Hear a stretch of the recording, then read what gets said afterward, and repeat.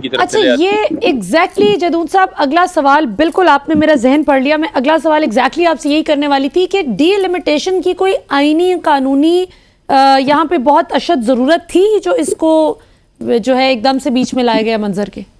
नहीं, डीलिमिटेशन की आईनी ज़रूरत उस वक्त होती है कि जब आप आर्टिकल 51 सब आर्टिकल 5 के तहत सीट अलाट करते हैं, जब सीटें बढ़ जाती हैं नेशनल असम्बली की या कम हो जाती है कि पॉपुलेशन ज़्यादा हो गई है, कम हो गई, जो भी सेंसस होता है उस पर जो पता चल जाता है कि किसी सूबे की आबादी बढ़ गई है, तो नेचुरली एक जो बेंचमार्क होता है कि लेट से कि 6-7 लाख के ऊपर एक नेशनल असम्बली की सीट आती है, तो आबादी अगर बढ़ गई है 20-25 लाख या 30 लाख या 40 लाख, तो ज़ाहिर है फिर 6-7 सीटें ज़्यादा हो जाएंगी। सही। या किसी जगह पे आबादी कम हो गई तो वहाँ पे सीटें कम हो जाएंगी। वो एक आईनी मैंडेट है कि सीटें जो है जब आप नोटिफाई करेंगे तो सीटें अलॉट करेंगे। सही। तो उसमें यहाँ पे डिलिमिटेशन का जिक्र नहीं है, लेकिन ऑब्वियसली अब सीटें आप अलाट करेंगे तो वो दूसरी सीटों की डिस्टर्बेंस होती है, तो उसमें फिर delimitation under the election act जो है वो मस्ट हो जाती है कि आप जो सेक्शन 17 है 2017 एक्ट का, इलेक्शन एक्ट का, उसके मुताबिक आप डिलिमिटेशन करते हैं। फिर इलेक्शन कमीशन पे ये जिम्मेदारी आ जाती है कि वो डिलिमिटेशन करे।